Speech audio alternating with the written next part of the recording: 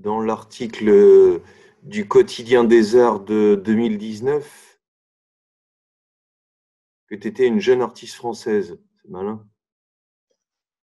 Et il y a une comparaison qui se fait avec un peintre que tu admires beaucoup. Mhm. Et j'aurais voulu commencer directement comme ça, à la fois que tu me dises que tu es passé par les Beaux-Arts de Paris, par ceux de Nancy. Et en fait, comme ton travail, c'est à la fois de la peinture et à la fois un travail sur les images, ce qui est la même chose et pas la même chose. Euh, je disais juste avant que c'était une question d'époque aussi, puisque le foisonnement des images, il est plus marquant. On n'est pas très différent d'âge, mais quand même. Moi, il n'y avait pas Internet. Et donc, cette question du statut des images, elle a évolué. Et j'aime bien partir d'où on vient à chaque fois. Oui. Euh, Ta famille ou autour, ils font pas de peinture.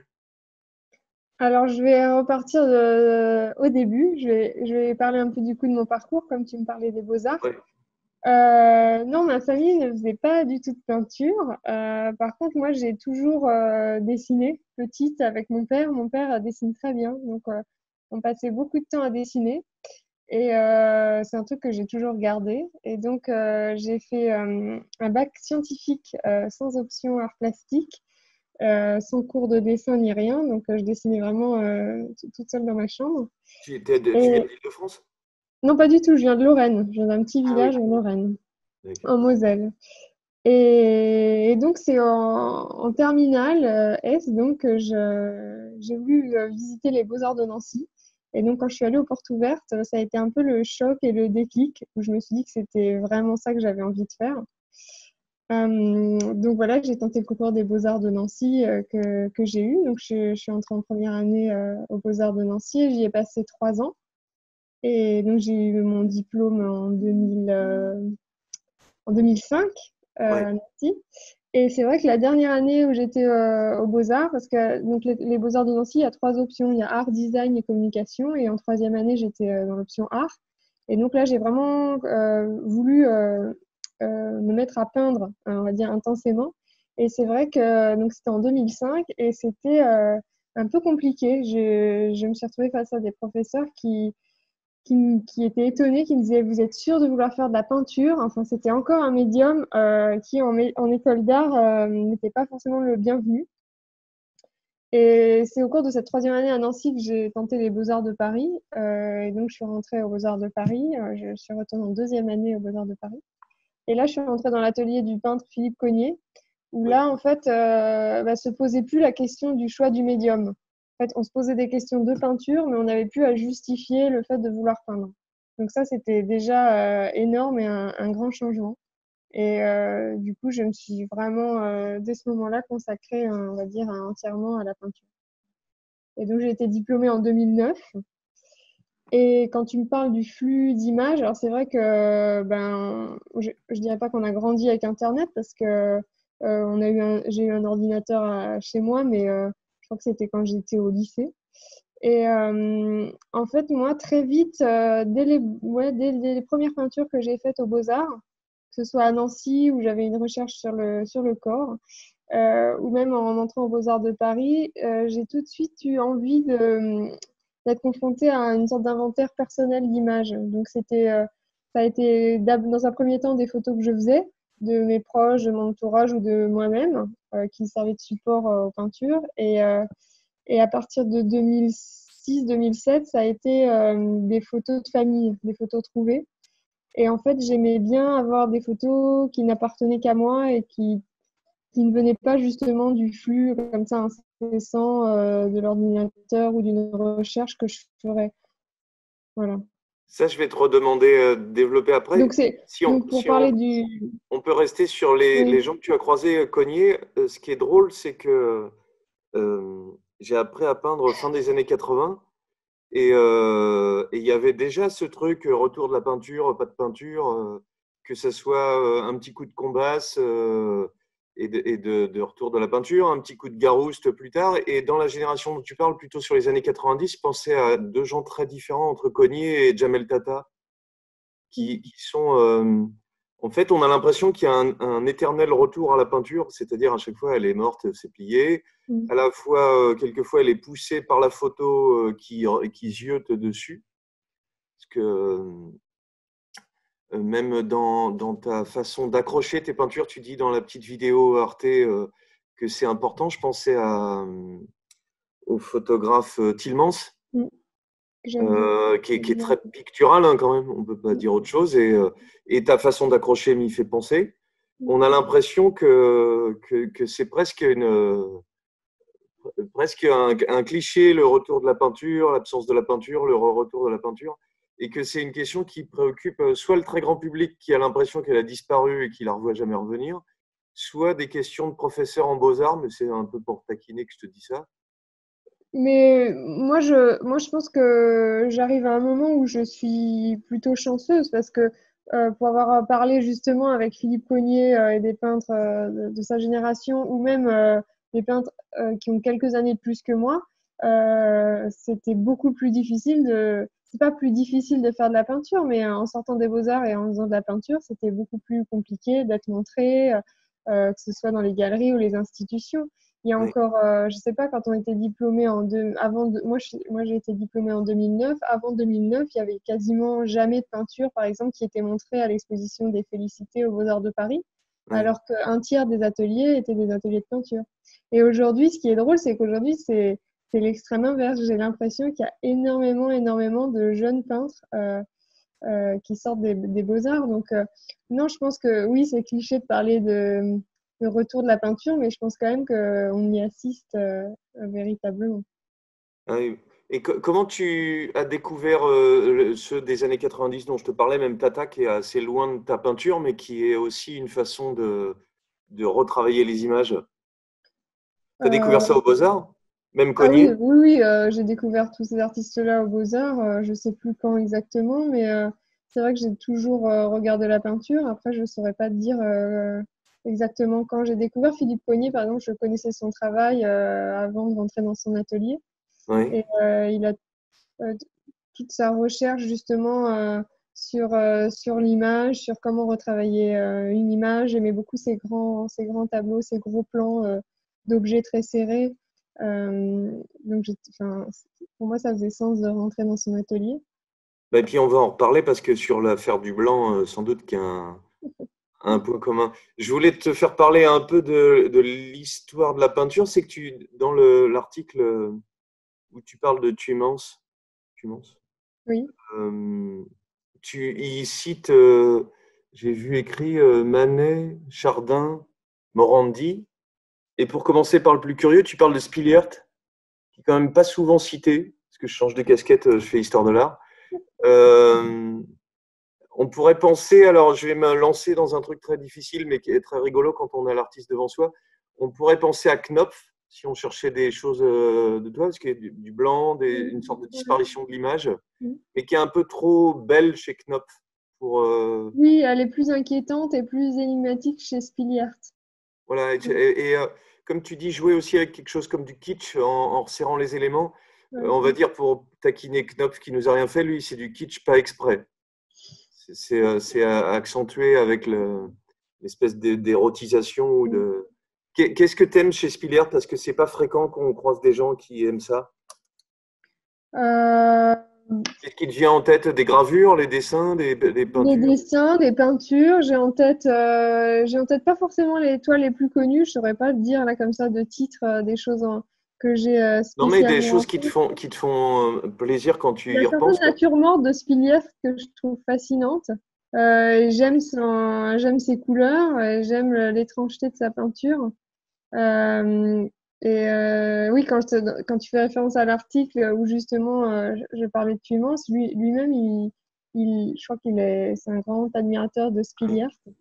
Et c'est vrai que il y a un truc chez les peintres belges que j'aime assez. C'est vrai Oui. que je me trouve plus dans ces couleurs-là, dans cette atmosphère, ouais, une forme de, d'univers comme ça un peu inquiétant. la manière de Kafka de se représenter Spiliert, la manière de peindre son visage avec comme des trous noirs, comme ça, c'est quelque chose que j'ai beaucoup aimé, j'ai beaucoup regardé à un moment. Il y a quelqu'un qui me vient pas mal à l'esprit que j'ai pas vu citer, même s'il est plus tonitruant de couleur que toi. C'est bizarre de faire des comparaisons, mais quand c'est des gens reconnus, c'est flatteur. C'est Vallotton. Ah oui, oui, oui, oui, oui. Vallotton, il fait des sortes, Ouais. je pense notamment à une sorte de nature morte avec deux poivrons sur une assiette un peu Oui, oui, argentée, oui, je complètement vois étrange. On exactement. dirait du David Lynch. Ouais. Je C'est vois très exactement bizarre. cette peinture, ouais, ouais, ouais. Quand on la voit la première fois, on se dit, mais c'est un truc qui a été fait la semaine dernière, tellement c'est. Mm. Et Et dans puis la il y a une idée Vallotton, de motif aussi chez Vallotton que je trouve intéressante et que j'aime beaucoup. Mais enfin, j'ai regardé ce peintre-là plus tard finalement. Ouais. et par contre, dans le traitement, comme disent les anglo-saxons, painterly, que tu as, ça, on pourrait voir vers Bonnard, vers Vuillard, et qui, quelquefois, sans le faire exprès, sont aussi du côté du kitsch, mais un très beau kitsch. D'ailleurs, j'ai du mal à choisir lequel des deux je préfère, moi, tellement c'est les mêmes sans être les mêmes. Mm.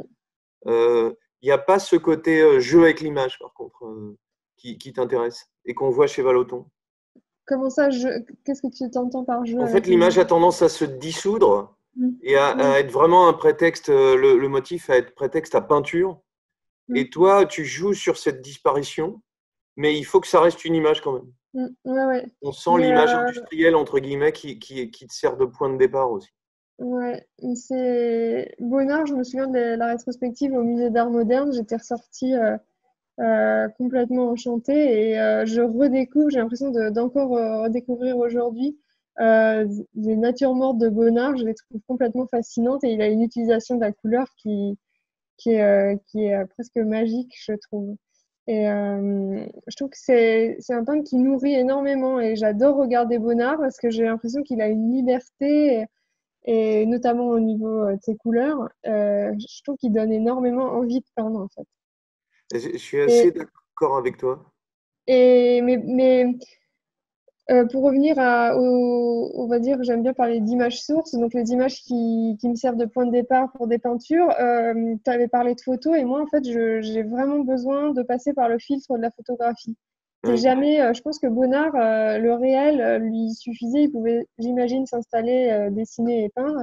Moi, j'ai vraiment toujours besoin de passer par la photographie et notamment le cadrage photographique. Oui. Donc en fait, de plus en plus, je prends moi-même des choses en photo, des objets en photo. Donc il y a vraiment deux horizons. Il y a ou bien les photos, je parlais de photos de famille, donc les photos d'albums de famille, qui soient personnels ou non d'ailleurs. Ça peut être des albums que je retrouve dans des marchés aux puces, dans des brocantes. Et je vais extraire des détails, des fragments que je vais refotographier. Ou alors je fais des séries de photos d'objets. Mais j'ai vraiment besoin de cette étape-là. La photographie, puis les manières de la retravailler via Photoshop avant d'aborder la peinture. Donc il y a vraiment l'idée d'un cadrage qui est photographique et qui est pensé au centimètre près. Je ne peux pas me mettre devant l'objet et le peindre, par exemple. Et alors, bien que tu m'attires tout doucement vers autre chose, je vais revenir, c'est pour ça que je sais bien cuisiner sur les références. Dans ce qui était cité, et je trouve que c'est à la fois, ça me semble une fausse bonne référence, mais peut-être c'est la tienne. Tu avais l'air de citer Morandi, Ah oui, oui, alors oui. que tu dis ne pas travailler en série. Mm. Alors, un point, Morandi, c'est le blanc et puis l'espèce de saturation, de disparition de l'objet, presque Je du pense pas dessin. qu'il travaillait en série non plus. Non. Ah oui, alors dis-moi en quoi je l'aurais moins rapproché de ton Ah travail. bon? Oui, Ah bah, Après, ça va être prétentieux de le rapprocher de mon travail, mais c'est un de mes peintres préférés. Je pense que si je oui. devais en citer cinq, il y aurait Morandi. Je trouve que ses natures mortes sont complètement fascinantes. J'adore tout, en fait. J'adore ces sujets qui sont finalement presque pas des sujets. Et je pense pas qu'il travaillait par série. Je pense qu'il travaillait avec le réel et les choses qu'il avait sous la main, mais qui devenaient autre chose. Donc, quand il peint des vases, des verres, des bouteilles, c'est plus, elles ont perdu leur fonction. Il les peint pour ce qu'elles sont formellement et pour les abstractions pratiquement qu'elles deviennent. J'adore sa touche. J'adore comme le pinceau est présent et on sent les coups de pinceau et comme ça caresse comme ça la toile. J'adore ses couleurs. Et j'adore son parcours aussi. Je trouve qu'il y a une rigueur, une exigence qui me fascine assez. Ouais. Et pour finir sur les références, mais sur autre chose, je faisais le rapprochement avec Tillmans dans la façon d'accrocher. Tu dis que tu t'appuies sur des photos.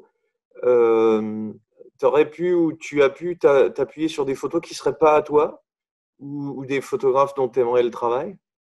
Et je termine juste, quand je parlais de Morandi, je pensais aussi à la question du format. Parce que Oui, je peux autant me perdre et être comme ça en arrêt devant un tout petit format de Morandi que devant des très grandes peintures. Et donc, je, j'aime énormément voilà, tout ce qui déploie, le monde qui déploie dans des tout petits formats. Et donc, par rapport aux photographes, tu veux dire travailler d'après des photographes que oui. j'aime bien? Alors Ou ça, des ça me, photographes que tu admirerais? alors ça me viendrait pas à l'idée, hein. J'adore Wolfgang Tillmans et on m'a déjà demandé si je pourrais faire une peinture d'après ses photos. Je trouverais ça vraiment perturbant et pas possible en fait. Ou une Non, photo tirée d'un… j'ai besoin de pouvoir m'approprier le sujet et de savoir que finalement ce sujet que je vais peindre, personne ne peut le retrouver en fait, pratiquement. Enfin, j'ai fait il y a quelques comme ça occurrences de, par exemple, j'ai fait des peintures d'après l'Atlas Mémosine d'Abby Warburg, d'après Oui. trois planches. Donc voilà, ça c'est des choses qui peuvent être connues, retrouvées, mais j'aime bien que les images n'appartiennent qu'à moi. Donc ça peut être des images qui ne sont pas intimes parce que je parle pas spécialement de mon passé ou de quelque chose d'intime. Donc ça peut être des albums photos quand je parlais de retrouver des choses de marché opus. Mais non, je travaillerai pas d'après des photographies. Non. Et Par contre, j'ai fait quelques peintures d'après des détails de peinture. J'ai fait d'après des détails de Manet et de Chardin. alors, chez Manet, il y a une patte qui fait penser à la tienne, oui. C'est-à-dire une façon de jouer avec, dans les noirs plutôt, des choses qui partent à l'arrière, qui deviennent, qui font image, qui font des masses, et en même temps une sorte de matière presque entre guillemets malpin, Mm. avec un dessin. Il est très curieux le dessin de Manet, parce qu'on dirait presque qu'il dessine pas très bien. Ça paraît très curieux de dire ça, mais son dessin a tendance à être poussé par la patte, euh, par le cerne. On le voit même dans ses dessins d'ailleurs. C'est une sorte Oui, de sténographie bizarre. Il exactement. dessine Mm. pas, enfin techniquement, il dessine pas fabuleusement, mais c'est un dessin de peintre profondément. C'est vraiment Mm. quelqu'un qui a le sens de la peinture.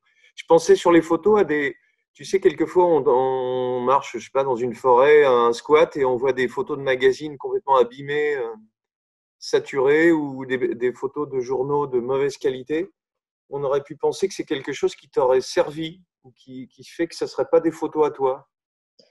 Bah, j'aime bien l'idée de l'image qui s'altère et qui s'abîme, et c'est ce qui arrive d'ailleurs à des photos à l'atelier. Mais en fait, j'ai quand même besoin qu'il y ait quelque chose de très fort, un peu de l'ordre de la nécessité à peindre une image. Et donc, la question du sujet, elle est vraiment importante pour moi. Et là, je retombe sur le fait que je travaille pas avec des images, des flux qui nous entourent constamment comme ça, parce que je saurais pas quoi chercher en fait sur un moteur de recherche. En fait, je me dis pas, je vais peindre un sweat ou je vais peindre un gâteau. C'est vraiment la rencontre avec un objet, une image qui est déclencheur d'idées pour faire une peinture. Donc en fait, quand tu dis se balader en forêt, ça m'arrive de me balader dans la rue, n'importe où en forêt, et de prendre en photo quelque chose. Ça peut être, oui, un morceau d'image, ça peut être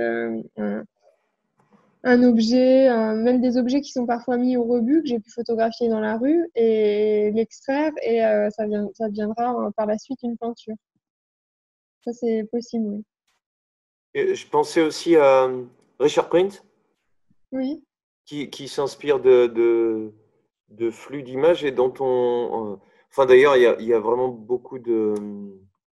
Je ne suis plus à la recherche des références que tu pourrais avoir, mais des gens un petit peu avant toi, Dumas, ouais. qui joue d'images qui se détériorent un peu. J'adore son travail, j'adore Marlène Dumas, je trouve que c'est une très très très grande peintre. Et je- Mais elle va faire plus aussi référence à… Enfin non, c'est vrai qu'il y a tout un champ assez ouvert puisqu'elle regarde aussi bien, elle retravaille d'après l'histoire de l'art ou alors après d'après des images d'actualité, ce qui est quelque chose que je fais pas du tout finalement. Mais j'adore sa touche et j'adore son travail. Peut-être une touche plus fluide dans ce que je peux Oui, connaître. ouais, Et non, je pensais à un rapprochement avec Bormans. oui, oui. Aussi dans J'adore. l'empattement. Oui, oui. Ouais. C'est pas de la flatterie, c'est parce qu'il faut toujours qu'on se mesure à des choses qu'on connaît pour Ouais, comprendre ouais, d'où vient et d'où on part. ce que j'aime bien chez Bormans, c'est aussi la manière de construire ses documents de départ, puisque lui, il met en scène des figures, il fabrique des films qu'il montre aussi parfois. Et donc, il y a toute une construction comme ça de ces images que je trouve intéressante. Et je Pour dire tu disais que le cadrage, c'est plutôt une affaire de cadrage que de composition. Tu as Oui, parlé de Photoshop. Tu, tu vas, je sais pas, peut-être tu peux tirer une photo sur une imprimante, il manque du jaune et ça va te plaire. exactement. Vraiment Oui, une oui, image qui est très travaillée, oui. quand tu l'imprimes, tu sais exactement, il n'y aura pas de marge de manœuvre. Comment tu travailles de l'image à ton Ouais, c'est pré-peinture? exactement ça. Par exemple, je peins pas d'après un écran. J'aime bien imprimer. J'ai une imprimante de bas de gamme et j'aime bien qu'il y ait un document qui reste assez ouvert dans le sens où il est assez pauvre, où les couleurs peuvent être un peu altérées. Euh, et j'aime bien le fait que je puisse pas non plus zoomer dans mon image, donc ça me laisse des libertés au moment de la peinture. Mais pour revenir aux étapes, en fait, j'ai fait des séries de photos. Après, je choisis une sur Photoshop et je retravaille mon cadrage, je zoome, j'extirpe des détails. Il peut arriver que je retouche quelquefois les couleurs un peu. J'aurais tendance peut-être à désaturer. Euh, mais en fait, c'est vrai que je compose pas. C'est vraiment une histoire de cadrage et de regard photographique. Et après, la peinture, je vais vraiment la penser au centimètre près, hein. Quand j'imprime mon image, je sais que il y aura plein de choses qui vont se passer au moment de la peinture, mais en termes de cadrage et de composition, si on veut parler comme ça, je sais à peu près où je vais. Et tes toiles, elles sont enchâssées ou elles sont accrochées au mur? Alors non, en fait, du coup, une fois que j'imprime mes images, je sais pas, je vais imprimer une série de 10-15 images. Au final, il y en aura peut-être que 3 ou 4 qui deviendront des peintures. Parfois, il arrive que je provoque ou que des choses arrivent à l'atelier où les images s'abîment et s'altèrent un peu. Et ça m'intéresse de rendre visible de rendre visibles ces filtres. Et je travaille. C'est vraiment l'image de départ qui impose son format, le petit format ou le moyen ou le très grand format. Oui. Et j'ai un rouleau de toile et je peins à plat sur table les petits formats et au mur les grands. Et en général, je mets sur châssis dans un second temps, en fait. Comme ça me permet d'avoir des formats non standards et de décider le jour même quel format je veux faire sans être restreinte par un châssis.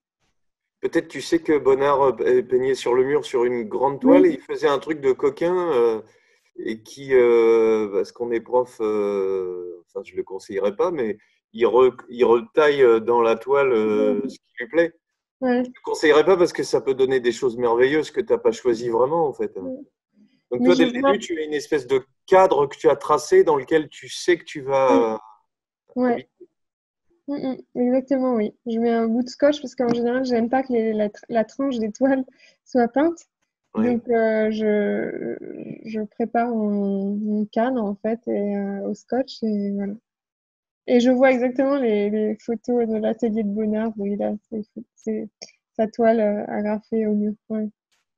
Et d'ailleurs, ça me permet aussi une question de peintre qui va t'amuser, c'est que il arrive quelquefois dans l'atelier où j'ai appris à peindre, on appelle ça aller à la pêche. En fait, on prend la toile à l'envers et quand la toile a la tête retournée, n'importe quoi, un champ de poireaux, tu fais un portrait, tu vas avoir des trucs qui montent Mm, et qui sont vachement flatteurs que tu n'aurais mm, jamais osé faire. mm. On appelle ça aller à la pêche parce qu'on laisse des trucs qui font un peu bien. Toi, tu es toujours sur une toile blanche dès le début? C'est passé. Oui, oui. Enfin, quand j'étais étudiante, je peignais sur une toile brute, mais en fait, le fait d'avoir la toile blanche, ça fait quand même ressortir la lumière. Et j'aime bien ça. Et c'est aussi pour ta couleur et ta manière de peindre que tu as besoin de ce blanc. Oui, ouais, ouais. Oui. Et Et c'est pas qu'est-ce un que pseudo ton nom, hein. On a dû te le dire 10 000 non, fois. ce n'est pas un pseudo. Non, mais c'est un peu comme les frères Lumière qui inventent le cinéma quand même. C'est un peu les gars. C'est du Ouais, placement de produit, quoi. ouais. Mais c'est vrai que je préfère être dans. J'aime bien quand les images ou les sujets sont un peu rongés par un peu un trop-plein de lumière. Il y a aussi le côté surexposé parfois de la photo. Ce que j'aime bien dans les images d'albums de famille, c'est comment elles s'abîment, comment elles vieillissent, comment les couleurs se fanent ou jaunissent ou parfois rosissent. Et quand je reprends en photo des albums, bah ça, par exemple, un coup de flash sur un plastique d'album photo, ça recrée de la lumière. Donc j'aime bien les images tendent vers comme ça une forme de disparition par la lumière en fait. On rejoint là des choses de la photographie d'ailleurs. Et je parlais de peindre avant sur une toile existante. Je pense que maintenant, tu as t'as besoin que ton dessin préalable soit très précis pour pouvoir Non, le perdre. non, non, non, non, non, Parce que je si fais tu avais si tu avais des grumeaux, des couches d'avant, ça pourrait être assez embêtant pour la ouais, peinture. je peins en une seule fois en fait. Je repasse pas sur ma peinture. Ah oui, Donc c'est peint dans la matière épaisse, mais j'ai besoin d'une surface plane. Je pense que ça me gênerait plus qu'autre chose. Et puis j'aime bien que le pinceau définisse ce qu'il peint en fait. Les coups de pinceau vont en général dans le sens de ce qui est représenté ou dans le sens de l'objet. Donc avoir une couche en dessous, ça m'intéresse pas trop. et tu dis que ton dessin n'est pas si précis que ça. Non, il est pas si précis, non. Non, non, non, je fais un dessin en fusain sur la toile, mais qui est assez rapide, hein, qui note un peu voilà, les grandes lignes pour être juste au niveau de mon dessin, mais après, il n'est pas dans la précision. Si je regarde des toiles là que j'ai sous les yeux, il y a un sweatshirt avec une vague. La vague, elle était à peine esquissée. Sous le sweatshirt, il y avait juste la lumière qui était inscrite dessus, mais après, les choses se passent au moment de peindre. Après, quand je parlais de comment dire, la fidélité de la peinture à ma photo de départ, c'est pas si vrai que ça, dans le sens où si on regarde les deux, il y aura plein d'incohérences, mais je m'en fiche. Enfin, personne peut me dire que le pli était plus là ou que l'objet était plus comme ci ou comme ça. Ça, j'ai quand même une liberté dans la peinture. Et j'aime bien poser des questions idiotes parce que ça oblige les intervenants à rectifier. Les photos qui te servent de point de départ ne seraient pas exposables. Tu ne souhaiterais pas les exposer. Je l'ai jamais fait. On m'a souvent posé cette question. Mais par exemple, quand j'ai fait l'expo au Franck-Auvergne il y a 2 ans, c'était une expo où il y avait des peintures, des dessins et des photographies. Et les photographies, c'est des photographies donc, que j'avais faites, mais c'était des photographies qui n'étaient pas des images sources et que je pense que je n'utiliserai pas. Enfin, peut-être que ça D'accord. arrivera. Mais en tout cas, ce que j'avais montré, c'était des photos un peu en marge. Voilà, des photos qui m'intéressaient, mais qui ne sont pas des images sources de peinture. Tu dis dans l'interview qu'il y a deux types de choses dans ton travail, et dont un, et tu parles de peinture indicielle avec des éléments qui créent une sorte de tension pour celui qui regarde. Euh, c'est peut-être pour ça aussi que ce serait pas intéressant qu'il y ait l'image initiale et Oui, la peinture. Ce serait ouais. la Oui, tension parce que disparaîtrait. même si l'image initiale, parfois, elle reste assez étrange et on ne discerne pas immédiatement, enfin, il se passe bien plus de choses dans la peinture et du coup, c'est pas, enfin, ça me viendrait pas à l'idée confronter les deux. Quand je fais des visites d'atelier, qu'on échange, je peux en montrer, mais en tout cas, à exposer, non, j'ai besoin.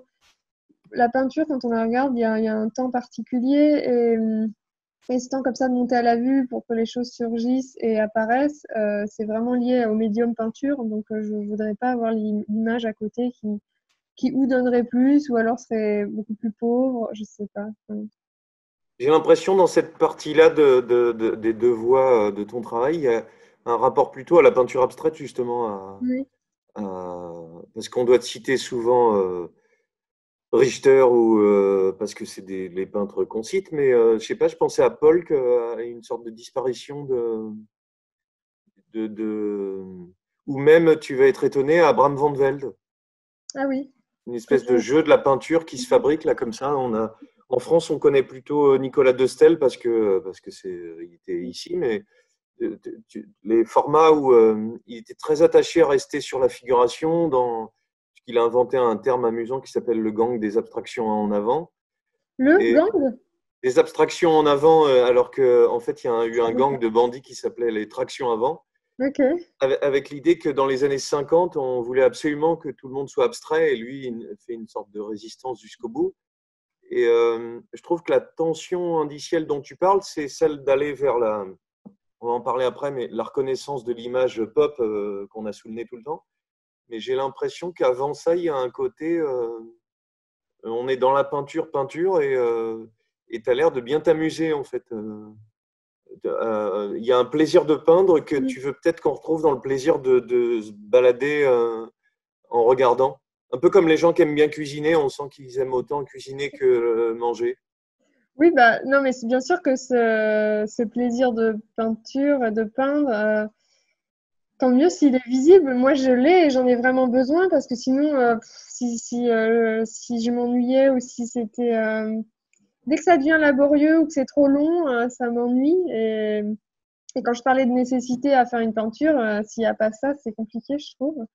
Donc, non, non, il y a un vrai plaisir de travailler aussi avec une pâte épaisse et l'huile qui sort du tube et de travailler avec vraiment de la matière. En général, la peinture très lisse m'ennuie un petit peu. Donc, voilà, j'ai vraiment du plaisir à travailler une matière épaisse.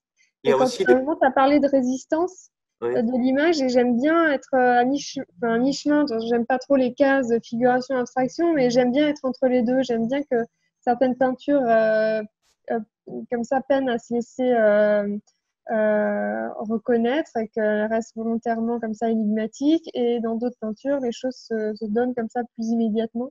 Et j'aime bien être à la limite et que certaines fois, je sais qu'il faut un temps et j'aime bien que le doute comme ça persiste et que le regardeur ne sache pas immédiatement ce à quoi il a affaire. Et donc, comme ça, on a besoin ouais, de forcer un peu le regard et voilà, cette manière qu'ont les choses d'apparaître en peinture, c'est vraiment ce que je recherche. Ouais. Il y a des peintres abstraits pour cette raison-là qui te plaisent autant parce que ceux qui étaient cités étaient finalement figuratifs. Oui, mais par exemple, Paul Queux, il y a les deux aussi dans son travail. Bah, c'est vrai que Richter, les textes de Richter m'avaient beaucoup nourri à un moment et je trouve ça aussi assez fascinant comme parcours d'avoir pu comme ça presque tout faire. Euh, ben non, mais quand tu me parlais dès le début de Tuymans, Luc Tuymans, il y a ça chez lui. Il y a des images qui restent complètement, enfin presque abstraites ou en tout cas ouais, qui peinent à apparaître. Il y a je pense à la peintre anglaise Thomas Abst qui fait des petits et moyens formats, des petites abstractions, mais où il y a toujours quelque chose. Moi, j'aime bien quand même qu'il y ait toujours, ouais, quand je parle d'indice, c'est un petit élément qui fait basculer les choses vers le réel. Donc parfois, on peut rattacher ses peintures, je sais pas, il y a une ligne qui devient un ruban. Enfin, il y a quand même quelque chose du réel qui reste en fait.